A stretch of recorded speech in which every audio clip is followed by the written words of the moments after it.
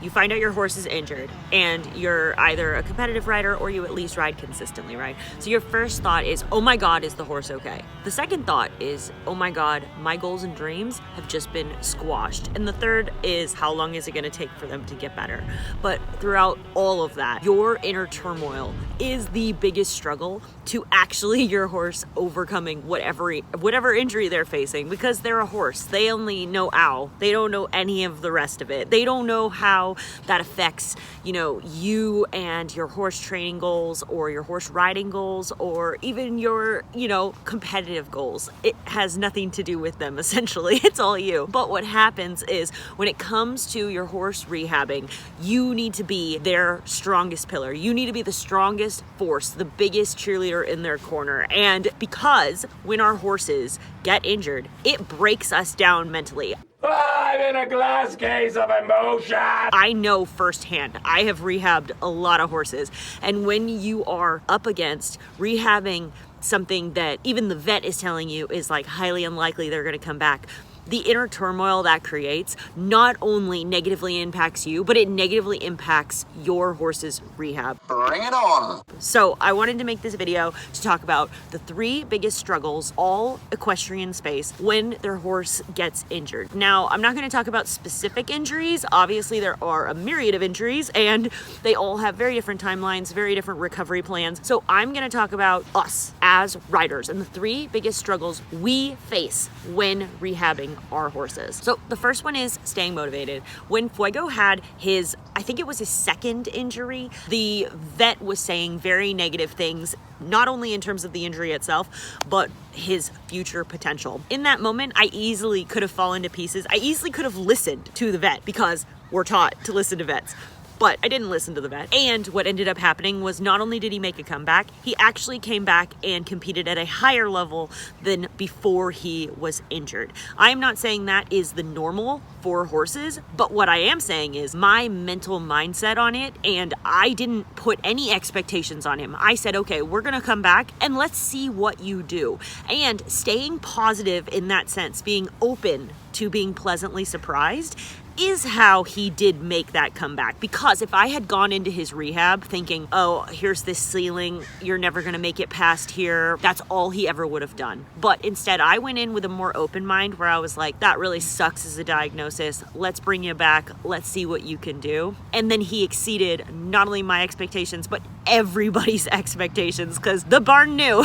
Everybody knew what his diagnosis was. What does it mean? With all of that being said, the first biggest struggle when it comes to rehabbing horses is the rider's mental mindset, because your horse is affected by your emotions. So if you're being pessimistic, if you're being negative, there's a very real possibility that you're actually limiting your horse's rehab potential and how they feel about their rehab, because we influence our horses with our emotions. Simply by standing next to a horse, your emotions and their emotions sync up. So next time you're next to your horse, just think, what are you telling your horse through your emotions? So the second biggest struggle is dealing with scrambled egg brain. When your horse is rehabbing, I call it scrambled egg brain. Basically, the way I describe it to people is, imagine I locked you in your bathroom for 3 months and then let you out. Like, what would you be like? And everybody would be crazy. But with your horse, what happens, and the reason scrambled egg brain is so kind of dangerous, is because when they're not thinking clearly, they're not behaving like themselves, they are pent up, they've been bored, they've been, and in the winter it's always made infinitely worse. But here's what happens. When they come back to work and you're supposed to be going slow, they overdo it. They do crazy stuff. And it puts your horse at risk for either re-injuring the same injury or injuring something else. And so a lot of vets will tell you to ace your horse, and I am, not a vet, but what I am saying is that is definitely a highly recommended solution, in the sense of, if the choices are your horse gets re-injured or you die because they're being crazy, or drugging your horse, then I'm always going to side with drugging the horse, because that's safer for you and the horse. But I'm not a vet, so this is a vet call and a trainer call and all of that kind of stuff. What I'm talking about is scrambled egg brain, which is why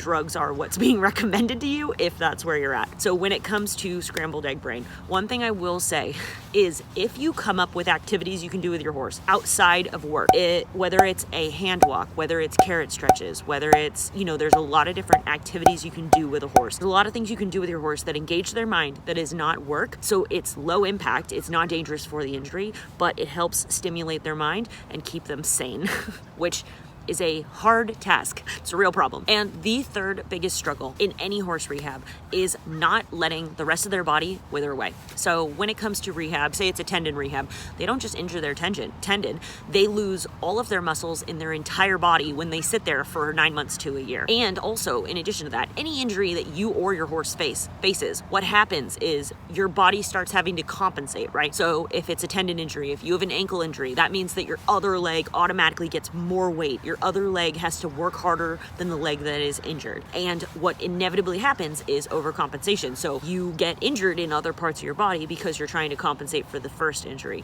But what also happens is when you sit on your butt, when your horse is on stall rest, all their other muscles wither away in the process. So the third biggest struggle when it comes to rehab is how do you not let the rest of their body wither away, because they do need to rest. But when it comes to, hand walking and stuff, how can you engage other parts of their body while not also putting extra pressure on the injury that they are rehabbing from? So those are the three biggest struggles any horse rider faces when it comes to rehabbing your horse. Now, I know I didn't actually give you any answers, but these are the things that you need to understand, because then you can come up with the solutions. So I actually am putting together a group program for horse rehab, where, misery loves company, right? All aboard the imagination balloon! I am currently rehabbing 2 horses, and I figured that we could share tips and tricks. Things like my rehab protocol, like what I was saying about scrambled egg brain. These are things vets aren't going to tell you. These are things that only other riders can tell you about. So while the vet is giving you valuable information about the horse's injury, about the recovery, about what the x-rays and the ultrasounds say, when it comes to actually dealing with that horse, the vet is not there every single day.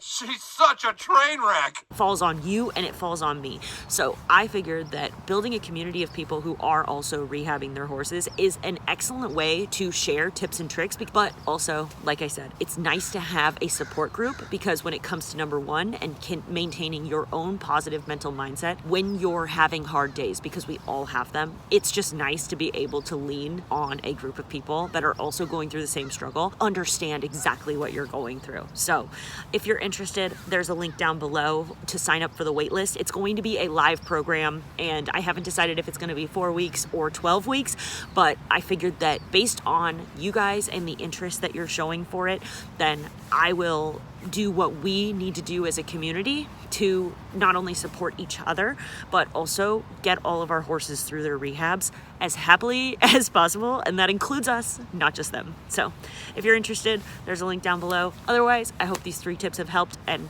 as always, I'll see you on the next one.